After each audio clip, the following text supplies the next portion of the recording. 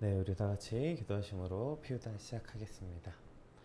하나님 감사합니다. 오늘도 주의 말씀으로 또 하루 시작하게 하시고 또 말씀을 묵상함으로 우리 주말을 또 주일을 준비하게 하시니 감사합니다.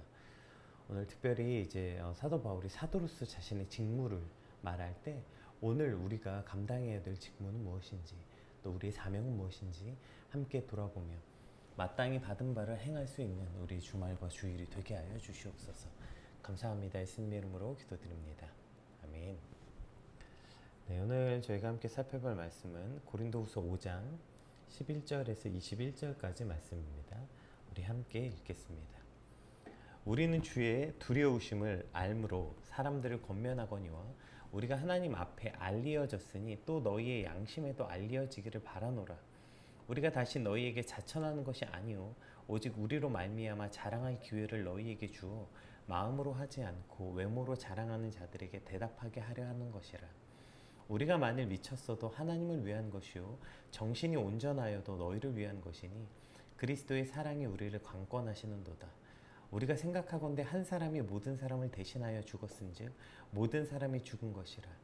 그가 모든 사람을 대신하여 죽으심은 살아있는 자들로 하여금 다시는 그들 자신을 위하여 살지 않고 오직 그들을 대신하여 죽었다가 다시 살아나신 이를 위하여 살게 하려 함이라. 그러므로 우리가 이제부터는 어떤 사람도 육신을 따라 알지 아니하노라. 비록 우리가 그리스도도 육신을 따라 알았으나 이제부터는 그같이 알지 아니하노라. 그런즉 누구든지 그리스도 안에 있으면 새로운 피조물이라. 이전 것은 지나갔으니 보라 새 것이 되었도다. 모든 것이 하나님께로부터 났으며 그가 그리스도로 말미암아 우리를 자기와 화목하게 하시고 또 우리에게 화목하게 하는 직분을 주셨으니 곧 하나님께서 그리스도 안에 계시사 세상을 자기와 화목하게 하시며 그들의 죄를 그들에게 돌리지 아니하시고 화목하게 하는 말씀을 우리에게 부탁하셨느니라. 그러므로 우리가 그리스도를 대신하여 사신이 되어 하나님이 우리를 통하여 권면하시는 것 같이 그리스도를 대신하여 간청하노니 너희는 하나님과 화목하라. 하나님이 죄를 알지도 못하신 이를 우리 대신하여 죄로 삼으신 것은 우리로 하여금 그 안에서 하나님의 의가 되게 하려 하심이라. 아멘. 네, 제가 이제 오늘 본문부터는 이제 그동안의 주제와는 조금 다른 주제로 다른 단락이 시작됩니다. 그러니까 우리가 앞서 살펴봤던 고린도후서 5장 말씀, 그러니까 2장부터 이 5장까지 사이는 그 사도의 직분과 사도로서 자신이 정당하다는 자신의 변호, 또 그로 인해서 흐트러졌던 복음의 본질에 대해서 다시 일깨웠다면 오늘 본문부터는 이제 자신의 사도직으로서의 정당성보다는 자신과 성도들 간에 있는 그 불신을 해소하고, 이제 그것을 해소하는 방법이 뭐냐면 특별히 자신이 사도로서 받은 직무를 강조하는 내용이거든요. 근데 이제 오늘 본문 내용에 조금 더 우리가 원활한 해설을 위해서 오늘도 이 공동 번역으로 한번 같이 살펴볼게요. 우리 공동 번역 말씀으로 한번 같이 살펴보겠습니다. 우리 11절 한번 읽어볼게요. 우리는 주님이 두려운 분이시라는 것을 알고 있으므로 이것을 사람들에게 알리려고 합니다. 하나님께서는 우리가 어떤 사람들인지 잘 알고 계십니다. 여러분도 우리를 사실 그대로 알아주었으면 합니다. 12절도 한번 읽어볼게요. 그렇다고 여러분에게 또다시 우리 자신을 내세우려는 것은 아닙니다. 다만 우리를 자랑할 수 있는 근거를 여러분에게 주어 속에는 아무것도 자랑할 것이 없으면서도 겉만 가지고 자랑하는 자들의 말을 반박할 수 있게 해주려는 것뿐입니다. 아멘. 네, 이런 뉘앙스, 그러니까 공동 번역으로 하니까 지금 어떤 뉘앙스인지 좀 잘 이해가 되시죠? 그러니까 우리가 주의 두려우심, 이것은 그냥 뭐 경외함인 거죠. 하나님의 살아계심으로 인한 그 경외함, 그것 때문에 사람들을 권면했대요. 즉 고린도 성도들이 너희를 대할 때 우리가 거짓 선지자들이 말하는 것처럼 불순한 의도나 잘못된 동기로 너희를 대하지 않았다. 그것을 하나님께서 아신다. 왜? 하나님을 두려워하기 때문에 우린 감히 그럴 수 없다. 그리고 그것을 하나님도 아시는데 이제는 여러분도 알길 원한다. 이런 사도로서 나의 진정성을 나의 사랑하는 성도들이 알아주길 바라는 어떤 사도 바울의 간절한 마음이죠. 그러니까 성도들 간의 이 문제를 좀 해결하고 싶은 거죠. 또 그렇게 나의 진정성을 알아달라는 게 나를 자랑하려는 게 아니다. 오히려 그런 외형적인 것을 자랑하는 저 거짓 선지자들, 그들에게 스스로 아무 자랑하지 않고 오직 그리스도만 자랑하는 바울을 통해서 누가 진짜 사도인지 알게 하고 싶은 것, 지금 그것을 말하고 있는 거죠. 그래서 공동번역에서 이걸 더 재밌는 표현으로 했죠. 사실은 아무것도 자랑할 것도 없으면서 겉만 가지고 자랑하는 자들에게 반박할 수 있게 해주려 한다. 뭐를? 진짜 사도가 무엇인지. 그것이 이제 사도 바울의 자신의 직무를 설명하면서, 그래서 내가 이렇게 내 진심을 알아다오, 내가 사도로서 이렇게 사역했다, 내가 진실로 사역했다, 이것이 어떤 나를 자랑할, 거봐 나 이렇게 열심히 했다니까 그저 자기 변호를 하겠다는 게 아니라 오히려 너희를 속이고 있는 저 거짓 선지자들과 진짜 사도가 어떤 것인지 확연하게 드러나서 보여주고 싶은 거죠. 그래서 이제부터 외적으로 드러나는 그런 뭐 자격증이나 눈에 보이는 어떤 능력들, 그런 것들로 자신들을 자랑하는 저 거짓 사역자들, 거짓 사도들이 아니라 진짜 하나님 앞에 부끄러움이 없다고 지금 자부하고 있는 사도 바울이 이렇게 말해요. 나는 이렇게 사역했다고 표현하는 거죠. 우리 13절 한번 읽어볼까요? 우리가 미쳤다면 그것은 하나님을 위해 미친 것이고 우리가 온전하다면 그것은 여러분을 위해 온전한 것입니다. 이렇게 지금 말하고 있어요. 그러니까 외적인 것을 자랑하느라고 여념이 없는 저 거짓 선지자들과 대조되는 오늘 사도 바울의 고백이죠. 내가 미쳤다면 그것은 하나님을 위해 미친 것이고 온전하다면 그것은 오직 성도들을 위한 것입니다. 여러분, 이것이 사도의 가장 기본적 직무이기 때문에 이렇게 말하는 거예요. 오직 하나님을 위해 미치고 또 성도들을 위해 온전해지는 것, 즉 주의 진실한 종들은, 그 주의 진실한 종들의 사역의 목적은 자기 중심이 아니라 오직 하나님과 교인들 중심이라는 거예요. 이것은 오늘도 마찬가지 아니겠습니까? 오직 주의 진실한 종들, 오직 주의 진실한 사역자들의 목적은 자기 만족이 아니라 하나님 중심과 성도 중심이어야 된다는 것입니다. 따라서 오늘 나는 어떤 중심으로 사역하고 있나 돌아보게 되는 아주 중요한 척도이죠. 지금 사도 바울의 고백과 반대점에 서 있는 그 저 거짓 교사들의 모습과 내 모습을 대조해 보면 되는 거예요. 우리가 분명히 사역하고 있다고 말하고 내가 하나님께 받은 사명을 감당하고 있다고 말하고 어떤 봉사의 자리에서, 그게 봉사든 뭐든 어쨌든 하나님께 받은 사명이라면 우리가 사역을 하는데 이게 내 중심인가 하나님 중심인가 알 수 있는 방법은 간단합니다. 자꾸 내가 이걸 사역을 하면서 외적인 것에 신경 쓰고 있다면, 그리고 그 외적인 것을 통해서 자랑할 것을 찾고 있다면, 혹은 때로 그것을 뿌듯해하고 자랑하고 있다면 그것은 내 노력, 내 수고, 그로 인해서 얻어지는 어떠한 결과들, 이것에 집중하고 있다면 내가 지금 나 중심의 사역을 하고 있구나. 이것을 우리는 빨리 알아야 되는 것이죠. 내가 지금 하나님과 성도 중심이 아니라 나 중심의 사역을 하고 있으니까 지금 이렇게 외적인 것에 집중하고 외적으로 보여지는 것에 집중한다고요.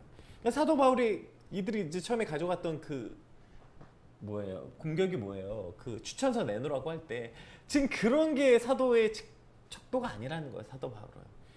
사도의 척도는 그렇게 외적으로 드러나는 것들을 자랑하는 게 아니라 오직 내가 미쳤다면 하나님을 위해 미친 것이고 내가 온전해졌다면 성도들을 위해 온전해졌다. 이 모든 것의 중심은 오직 하나님 중심, 성도 중심으로 하는 것이 사역의 중심이다. 이렇게 말하고 있는 것이죠.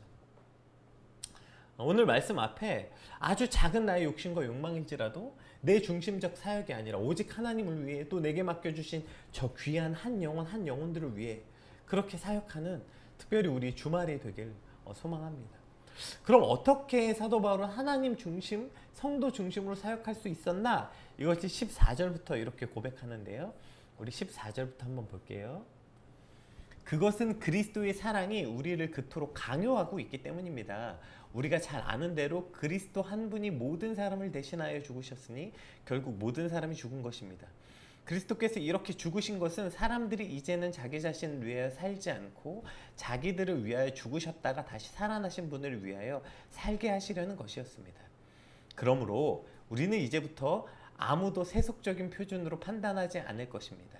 전에는 우리가 세속적인 표준으로 그리스도를 이해하였지만 이제는 그렇게 하지 않습니다. 네, 이렇게 말하고 있습니다. 어떻게 그럴 수 있었냐면, 어떻게 우리가 나 중심이 아니라 오직 하나님 중심으로 사역할 수 있냐면 그리스도의 사랑이 우리를 강권했다는 거예요. 이게 이제 저희가 읽은 지금 이 표준 세번역엔 조금 다르게 번역도 있지만 개역개정으로 한번 다시 읽어볼까요? 요 말씀만. 네. 14절만 기억개정 앞줄만 한번 읽어볼게요. 그리스도의 사랑이 우리를 강권하시는도다. 아멘. 요걸 대체할 표현이 없는 것 같아요. 그리스도의 사랑이 우리를 강권하는 거예요. 그리스도의 명령이 아니고 그리스도의 사랑이. 그래서 주 사랑이 나를 붙드시면, 그럼 어떻게 해요? 그 그리스도의 사랑이 우리가 갈 수 없는 그곳으로 우리를 가게 하고, 우리가 할 수 없는 그 일을 할 수 있도록 하고, 이것이 그 주 그리스도의 사랑이 우리를 강권하시는 원동력이고 힘이 된다는 거예요. 예수 그리스도께서 날 그렇게 강권적으로 사랑하셨고, 그렇게 대신 죽으심으로 나를 살리신 그 은혜로 인해서 이제 우리도 내 중심이 아니라 그리스도 중심으로 살게 된다는 이 사도 바울의 고백인 것이죠. 여러분 사랑 다 해보지 않으셨어요? 아우 난 절대 못해. 야 그 손발 오그라들어서 아유 절대 못해. 아유 나는 그런 표현 절대 못해.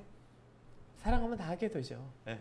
손발이 오그라들고 말도 안 되는 목소리가 나오고, 애기 낳으면 더 합니다. 저도 가끔 그 애기랑 놀다가 제가 애기한테 쓰고 있는 말투와 목소리 때문에 소름 돋을 때가 있어요. 가끔 주위를 둘러봐요. 아 이거 혹시 누가 들었나? 네. 절대 못할 것 같은 그 일, 절대 나는 할 수 없을 것 같은 그 일, 내 안에는 절대 그러한 모습이 없을 것 같은 그러한 것들이 어떻게 해요? 사랑으로 인하여서 우리 안에 일어난다고요. 하물며 나를 위해 대신 죽으시고 나를 살리신 예수 그리스도의 사랑은, 그 사랑은 우리를 그렇게 강권하게 한다는 거예요. 그래서 그리스도를 더 사랑하면 나를 덜 사랑하게 되는 것입니다. 왜요? 그 사랑이 우리를 강권해서 내 중심이 아니라 그리스도 중심으로 살게 한다는 이 말은, 그리스도를 더 사랑하면 나를 덜 사랑하게 되는 것입니다. 예수님이 더 중요해지면 내가 덜 중요해지는 거예요. 이것은 시소와 같은 것입니다. 내 삶의 중심이 내가 아니길 원한다면 나를 덜 사랑하고 나를 덜 집중하고 이러려고 노력하는 게 아니라, 우리 삶에서 그리스도를 더 사랑하고 그리스도를 더 중요하게 여기고 그리스도께 더 집중하게 될 때 우리 삶에 나는 조금 덜 집중하고 나는 덜 중요하게 여기고 나를 다시 살게 하신 그리스도를 더 사랑하고 그리스도를 더 중요하게 여기는 삶, 그렇게 살 수 있게 된다는 것입니다. 우리는 그래서 다시 살아나신 그분, 다시 살아나신 그 예수 그리스도를 위해서 살게 될 것이다, 이렇게 말하고 있습니다. 자, 그래서 17절 너무나도 유명한 말씀이죠. 이건 그냥 이제부터 그냥 그 개역개정으로 볼게요. 17절. 그런즉 누구든지 그리스도 안에 있으면 새로운 피조물이라. 이전 것은 지나갔으니 보라 새 것이 되었도다. 네.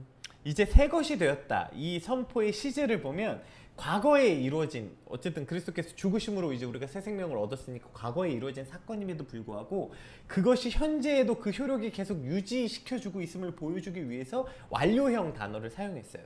그러니까 이것은 새 것이 되었음과 동시에 계속해서 그러한 새로움이 지속되는 상태에 놓여져 있다, 이러한 시제를 표현하고 있는 거예요. 그러니까 하나님의 새 창조의 성격이 시간의 지남에 따라 희미해져 가는, 옛날에 있었던 과거의 사건에서 희미해져 가는 것이 아니라 창조가 나날이 새롭게 되는 영원한 새로움이라는 거죠. 이것을 뭐라고 표현해요? 날마다 새롭게 된다, 이렇게 표현되는 거죠. 즉 오늘 우리는 그리스도로 인해 완전히 새롭게 되었고요, 그리고 계속 새로워져 간다는 것입니다. 근데 사단은 자꾸 우리를 과거에 묶어둬요. 그래서 우리를 앞으로 나아가지 못하게 합니다. 그렇게 자꾸 우리 삶에 부정적인 것과 과거의 발목이 잡혀서 의욕과 소망을 잃어버리게 하게 되는 것이죠. 아유 너가 그랬는데, 너가 그런 사람인데, 네가 그랬는데, 자꾸 이렇게 우리의 과거로 발목을 잡죠. 그러나 그리스도 안에 있다면 이제 우리는 새로운 피조물이에요. 그리고 어제의 내가 아니라 지금 오늘의 새 것이 되었고요, 내일은 더욱더 새 것이 될 것입니다. 이것이 오늘 저와 여러분의 소망이 되어야 되는 것이죠.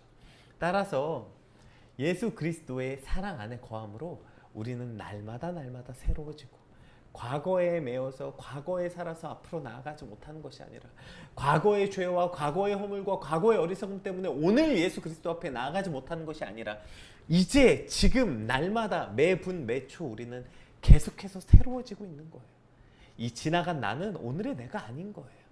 그래서 그 새로워지는 역사로 인해서 예수 그리스도께 날마다 새로워지는 그 놀라운 은혜를 체험하게 되는 저 여러분 되시길 주님의 이름으로 소망합니다. 첫 번째가 이제 우리가 지금 이제 17절까지 본 게 사도로서의 첫 번째 직분. 나를 자랑하는 게 아니라 그리스도를 위해 살고 그리스도의 사랑만 자랑하였다면, 이제 두 번째 단락은 사도로서 화목해 하는 직무에 관한 것. 이것을 설명하고 있거든요. 우리 18절부터 21절 한번 살펴볼게요.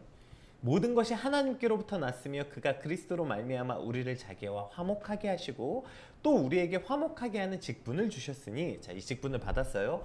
곧 하나님께서 그리스도 안에 계시사 세상을 자기와 화목하게 하시며 그들의 죄를 그들에게 돌리지 아니하시고 화목하게 하는 말씀을 우리에게 부탁하셨대요. 그러므로 우리가 그리스도를 대신하여 사신이 되었다. 여기서 사신은 우리가 잘 아는 청나라 사신 말할 때, 그러니까 그 왕을 대신하는 사람이죠. 사신이 되어, 즉 그리스도를 대신하는 사람이 되어 하나님이 우리를 통하여 너희를 권면하시는 것 같이, 뭘 권면하냐면 그리스도를 대신하여 간청하는데, 그게 뭐예요? 너희는 하나님과 화목하라. 하나님이 죄를 알지도 못하신 이를 우리 대신하여 죄로 삼으신 것은 우리로 하여금 그 안에서 하나님의 의가 되게 하려 하심이라. 아멘. 자, 이것이 사도로서의 직분이라는 거예요. 모든 것이 하나님께로부터 났고 그리스도로 말미암아 우리는 하나님과 화목하게 됐으니 이제 너희도 하나님과 화목하게 하는 직분을 가졌다는 거예요. 죄로 인해 무너진 우리가 그리스도로 말미암아 하나님과 화목하게 된 것처럼 우리 역시 죄로 인해 막혀있던 다른 이들을 하나님과 화목하게 해야 되는 사명이 있다, 이렇게 말하는 거죠. 그래서 이걸 어떻게까지 표현해요? 이 사명이 있다는 걸 하나님이 우리에게 부탁하셨다는 표현도 쓰고요. 우리가 그리스도를 대신해서 그 일을 해야 된대요. 네, 그것을 간청한대요. 간청. 네. 이것을 지금 얼마나 우리에게 이 중요한 사명으로 말씀하고 있는지 아시겠죠? 즉 사도는 외적인 것, 자기 중심의 사역이 아니라 그리스도의 사랑을 전하고 그리스도 중심의 사역을 하게 된다면 또 우리가 받아야 되는 사명이 뭐예요? 화목해 하는 사명이 우리에게 있다는 거예요. 사실 우리가 이 화목하다는 말은 늘 사람 사이에서 어느샌가 익숙하게 사용하는 것 같아요. 화목한 가정, 화목한 교회, 뭐 이렇게. 그러나 오늘 우리가 화목해야 하는 대상은 먼저 하나님이시라는 거예요. 여러분, 제사의 원형이 뭡니까? 가장 기본적인 게 뭐예요? 화목제잖아요. 화목제. 제사의 근본적 목적이 뭐예요? 하나님과 사람 사이를 화목해 하는 것이었고, 이제 예수 그리스도께서 직접 그 몸을 찢으심으로 직접 화목제물이 되심으로 이제 우리가 하나님과 화목하게 된 거 아니에요. 그러니 이제 우리가 그 그리스도를 대신하여 사람들을 권하여 그리스도를 대신하여 간청했는데, 그것이 뭐예요? 하나님과 화목하십시오. 이것을 선포하는 자, 하나님과 화목하게 하십시오. 이것을 대신 전하는 자, 죄로 인해 막혔던 그들과 하나님을 화목하게 하는 자로 우리를 불렀다는 것입니다. 그런데 우리는 종종 거꾸로 하는 거 아니에요?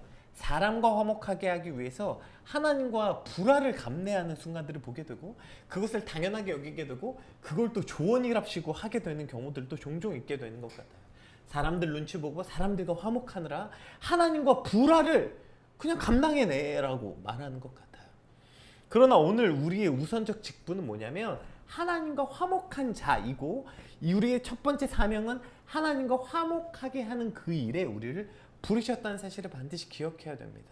그래서 죄 없는 그리스도를 죄 있는 것처럼 여겨 나를 무죄한 자, 즉 의로운 자로 여겨주신 그분 그리스도께서 오늘 나를 대신하라고, 그리스도를 대신하라고 저와 여러분에게 간청하고 있다는 것이죠. 이제 특별히 오늘 주말을 보내고 이제 주일을 맞이하게 되죠. 주말에는 뭐 주일을 준비하고 또 주말 자체에도 여러 사역들이 있고 주일 자체에도 여러 사역들이 있죠. 우리의 모든 주일 사역의 중심이 무엇입니까? 바로 이것이어야 돼요. 하나님과 화목해 하는 것, 이것에 바로 우리의 모든 주말 사역의 핵심과 중심이 있어야 되는 것입니다. 교사로서 누굴 가르치던, 찬양팀으로 앞에 서서 찬양을 하던, 뭐 저처럼 뭐 설교를 하던, 뭐 하다못해 성도들과 앞에 성도들과 교제하고 인사하고 밥하고 청소하고, 이 모든 일이 뭘 위해서요? 하나님과 화목하게 하기 위해서 이 일을 하고 있다는 사실을 반드시 잊으면 안 됩니다. 이제 특별히 주일과 주말 사역을 준비하는 내내 우리의 모든 사역이 내 중심, 나를 위한 사역이 아니라